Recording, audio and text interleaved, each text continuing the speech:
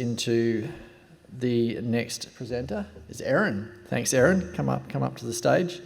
So you're going to present the Regional Fire Management Program so members of the public can better understand the diversity of your areas you manage and some of the complexities you deal with through your work. So thanks for coming up. Cheers.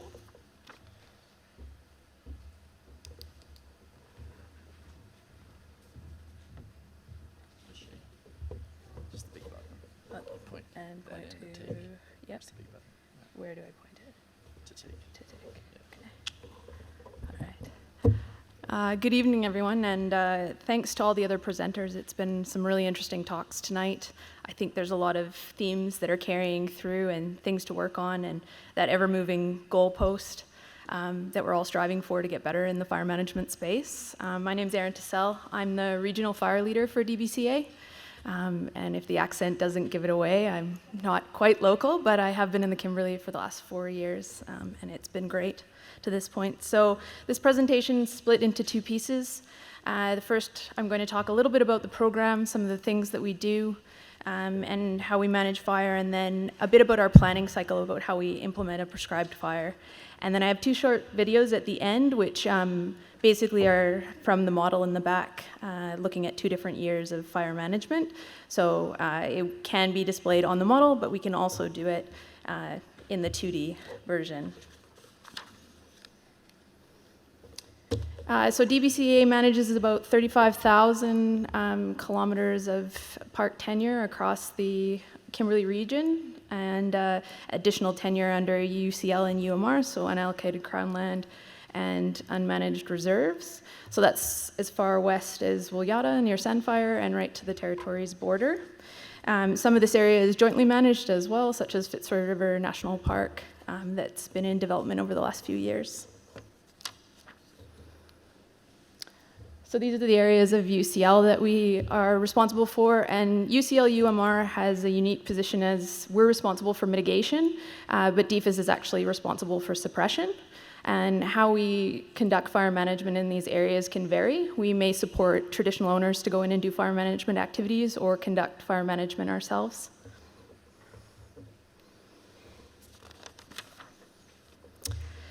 So the fire management program in the Kimberley is divided into 2. We have suppression, and most of our program is focused on mitigation through aerial burning, ground burning, and other mechanical works. But as a lot of presenters have indicated, fire management is complex and land management even more complex. So working with other parts of our agency, stakeholder groups, joint managers to deal with some of the other issues identified tonight. Chris and Bobby talked about feral cattle, feral cats, drought, climate change, and invasive species. The important thing is that we remain comprehensive in our approach, collaborative, evidence-based, with a risk model, but also a level of scientific rigor in how we implement prescribed fire. So a couple of these should probably be familiar to many of you. These are areas around Kununurra where we've conducted fire break maintenance. The one on the left also has spraying done as well as prescribed fires. So we're looking to provide the opportunity for fire crews to go in and suppress fire, but also provide a neutral fire break in these areas as well. So town protection, community, and life and property protection when we go in to do mechanical works. Ground burning serves a number of purposes for us. On the left-hand side of the screen, you'll see the Gibb River Road. So we know fire frequency is consistent across the Gibb River Road, whether it's accidental or deliberate. Anthropogenic fire is high risk to large areas of biodiversity along the Gibb River Road that we manage. So we conduct prescribed burning there annually. In the center, we've got an infrastructure burn underway. There's off the photo, you'll see that there's a camp there, so we've gone in and done some prescribed fire to protect that infrastructure over time. The third photo is obscured on purpose, but it's the protection of cultural sites ahead of other burning operations there, so traditional owners have gone in and done that burning with us.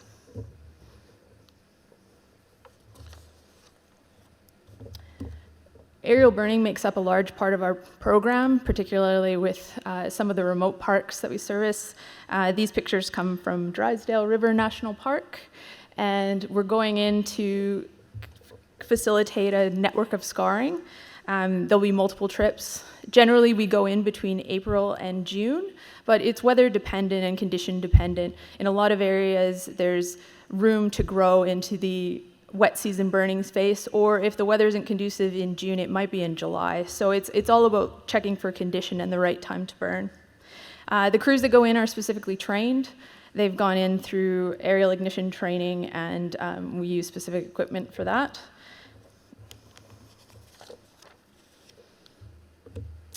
And we are responsible for fire suppression on our tenure, and we also support other agencies and groups in their fire suppression efforts. That was an article that was written last year ahead of the fire season, where things were getting awfully dry. So we may use fire in the fire suppression space or direct attack, and the crews that have gone through that training help with other areas beyond the Kimberley. So I think it's always good to humanize every once in a while about what we're doing and where we're going. The Kimberley crews head around the state in the wet season to help DBCA with other fires they may have. The fire on the left has volunteers, DFIS, DBCA, pastoralists who all came together to work in a fire suppression situation. And we've also been lucky enough to work internationally. So it's great to see the expertise of our people working far and wide. So Andrew and I decided to steal the same NAFI picture, so we've got some good themes going on through there. So the planning process with DBCA, so it is a cycle, and I think we all work in that space when we talk about prescribed fire. It's kind of a never-ending, always getting better tactic that works. So with the planning process, we look to where do we start when we're returning to a burn, or whether we're learning about a new area, surveying and understanding what the fuels are, what the vegetation type and regime, what are the values at risk, whether they're biodiversity values, cultural values, assets, how we might go about it, whether we're going to go in ground burning, perhaps it's a collaboration of fire breaks and aerial burning, and who should be involved in those conversations. There's certainly a number of internal contacts, and Ian Radford will speak later as one of our scientists, but also external parties and joint management bodies, stakeholders. It's important to know who should have a say in what we're doing in prescribed fire, but also provide input, evidence, and what else they have to contribute at the table there. So when we look at our process, because it's circular, we'll start with the plan. So the plan is developed, and then we look through an implementation phase. Many times the implementation will take a number of trips or times, depending on the fuels that are being targeted or the areas that are being targeted. We go through a review phase post prescribed burn season. During that review phase, we're also into monitoring, and then where we are now is in suppression. So it actually fits into this planning cycle, and it comes on the back of good planning and process of prescribed fire. Once the season is done, we'll begin the evaluation process of where we're at for next year's burning.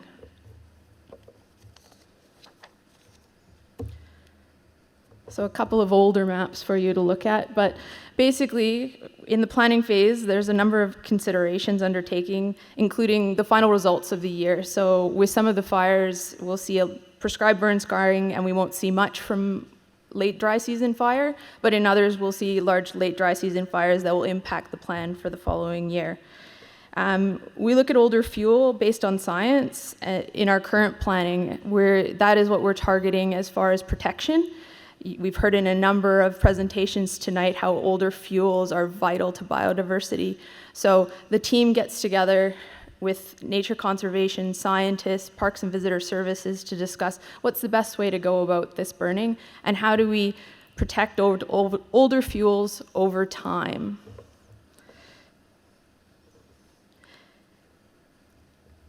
Once the plan's been developed and agreed upon, how do we know when to go? So we look at other options like grass curing. A lot of times, and we'll see it on NAFI quite frequently, once one goes, you'll start to see burning around the rest of the Kimberley as people look at conditions, see what other people are doing. So there is actually a collaborative effort, even as people talk. I think that's really important that there's neighbor relations in that way. We monitor conditions and the weather and assess the results that we're getting. If it isn't working, we have to go back to the table, or maybe we don't go ahead until conditions change.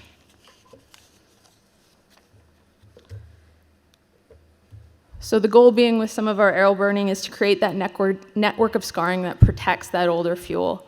So it gives us an opportunity, in the case of Drysdale National Park, if there's a lightning strike, we can manage that fire within a certain cell and maintain older fuels for the next year.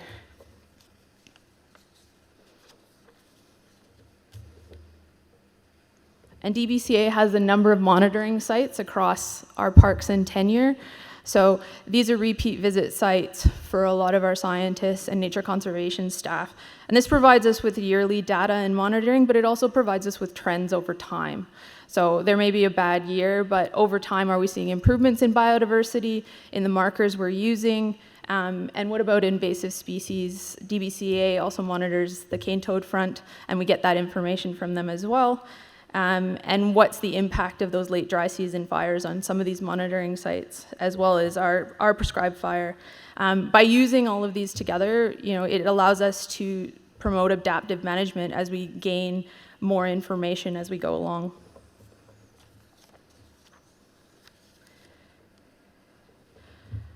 So once prescribed fire is completed and we're into suppression, we look at two different techniques. One is obviously ground resourcing, on the ground firefighting and burning off, but we also have been using remote insertion in the last few years. So these maps are just showing what we've identified. Oh, wrong one.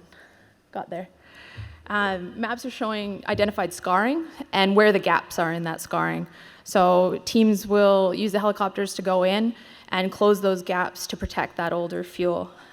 We have a number of conditions for why we would send crews and where we would send them and what we're looking to achieve in that space. But if the primary goal is to protect biodiversity, protect the older fuels, and maintain it over years, by doing good management practices and prescribed fire, this is that tool that allows us to close the gap.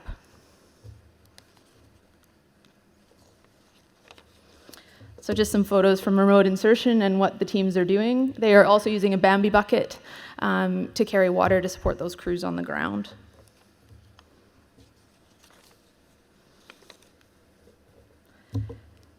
And once the season's over, we go into an evaluation phase. So we look at late dry season fire, how effective that's been. We also look at what our early dry season fire metrics look like. Center is showing our annual reporting internally, and that comes off the back of those monitoring sites, particularly with small mammals, which Ian will talk to a bit later on. We also look at external research. There's a number of papers listed there that talk about mammals and fire regimes, the effects of biodiversity across the region. The goal is to continue to be evidence-based and science-focused in a risk management matrix. So if things aren't working for us or there's changes to be made, that we need to be open to that coming on board to continue to move forward to the things we've all talked about tonight. So it's really important that we support internal resourcing, internal science, but also external resources as well. So what have we found over the last few years? And it's a very simple graph that we've got, maybe? No? Oh, too far. There we go.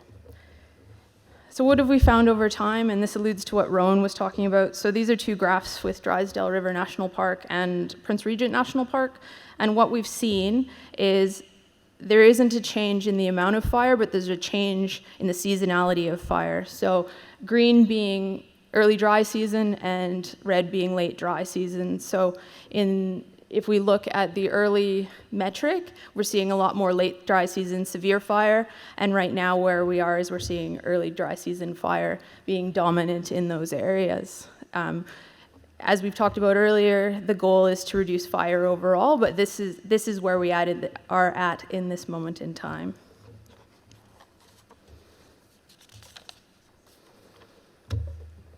So what's next? New opportunities, questions in the future. I think it's important for all of us to keep asking what's next and where we go from here and how we can do things a little bit better. So a crew went out this year and saw some interesting findings with greater grass, and so a project's been put forward about what kind of fire management works best with greater grass and its elimination. What's next for small mammals and biodiversity? If what we're seeing is they need old fuel, how close do the patches have to be? How big do they have to be?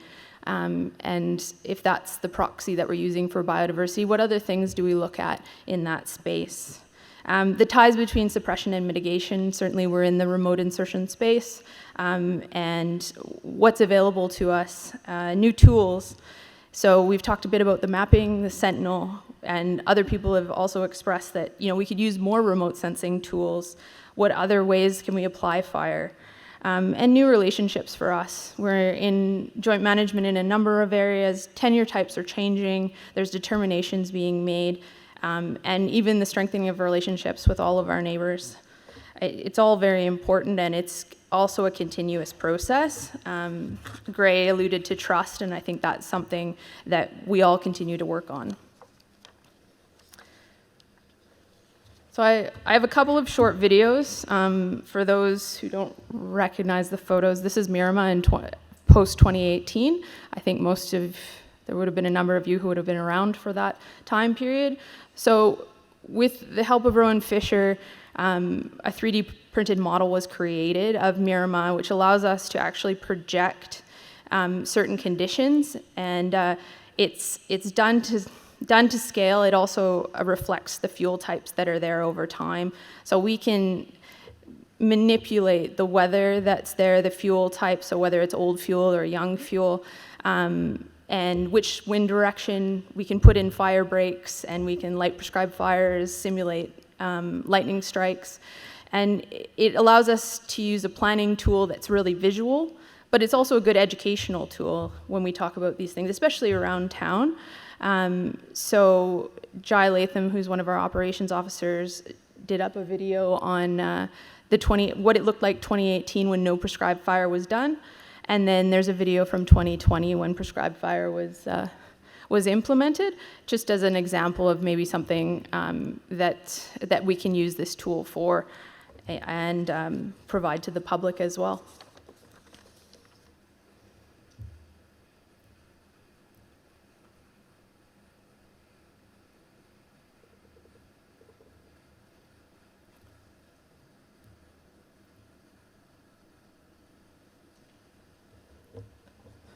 So with this one, this is the 2020 video, and we can see that there's been a prescribed fire implemented early in the season. It'll get dark because it's actually simulating the 24 hours of the day, so the fire behavior that would occur during the lighting period, you can actually light earlier or later in the day, and whether or not it's going to extinguish overnight. So on the east side of Miramar, prescribed fire has been put in, and then you see as it gets darker and the fire behavior becomes less, it actually self-extinguishes. And then we've actually simulated a lightning strike and what that would do. You can see the clock going around in the corner as well.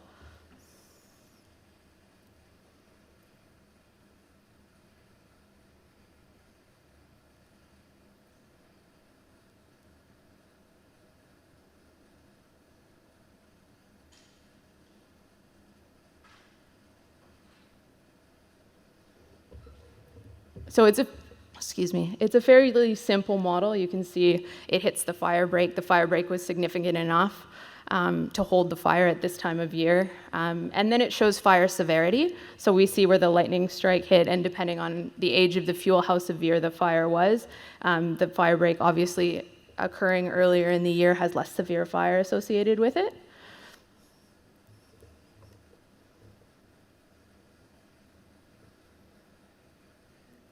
And then we took some conditions from 2018 and tried to simulate it on the model as well.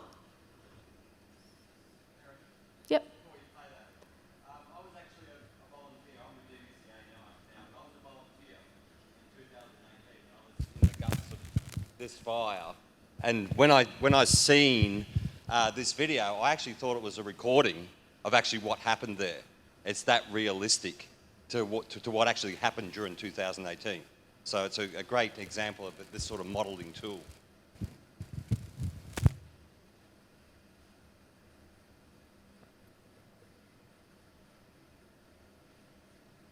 Well, that's the same one, I think. Yep.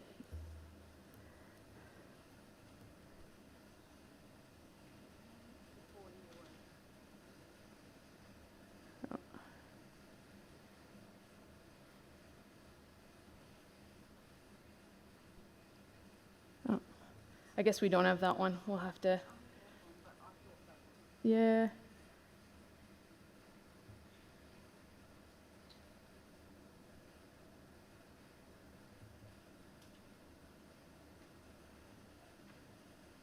There we go. So you can see there was a lightning strike within Miramar National Park, and no prescribed fire had been done previous. We're looking later in the year, and so the fire continues to burn as the day goes on and through the night. And I'm sure some of you could tell me more about this fire than I could from the model.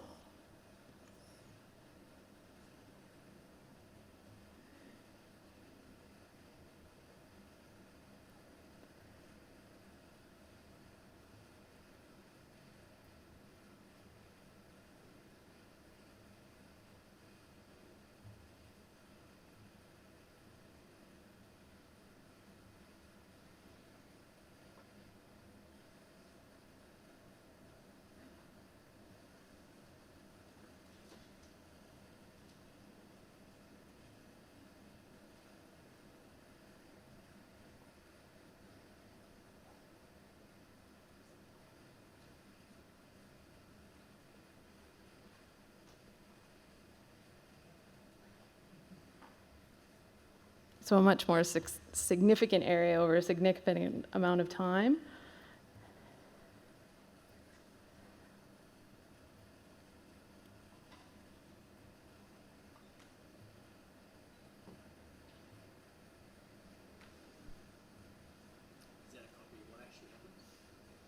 It's using the model for the same conditions. So we've gone in, and you can see we've actually simulated putting a break in to try and stop the fire.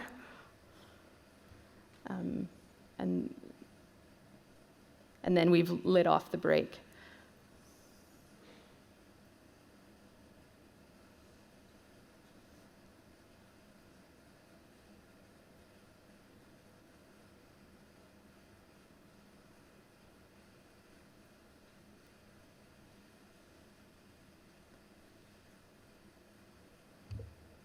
And so the important thing is to remember that it is a tool and that it is a simulation. It's a model.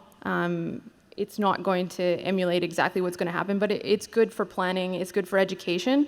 And we've been provided with some great information and some really good data from Rowan in the making of this model. And obviously the visuals are very good there, and speaking to Paul, who was there, that simulation is quite accurate, which is great to know that those things are actually working. Yeah, just back.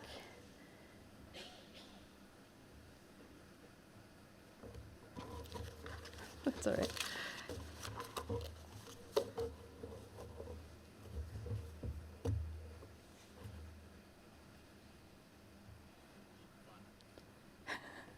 It's all right. If it's not there, that's fine. Perfect. If you're gonna. All right. So thank you very much. And there we go. So there's a link on there to the DBCA website as well. So if you're looking for higher level information on the DBCA program, fire management within the department, there was some discussion tonight about the Southwest program as well. You can find different information, the fire management strategy and guidance there. There's also a document on the Women in Fire initiative and diversity within the department, so some other things outside of fire management that may be interesting to some people. But thank you.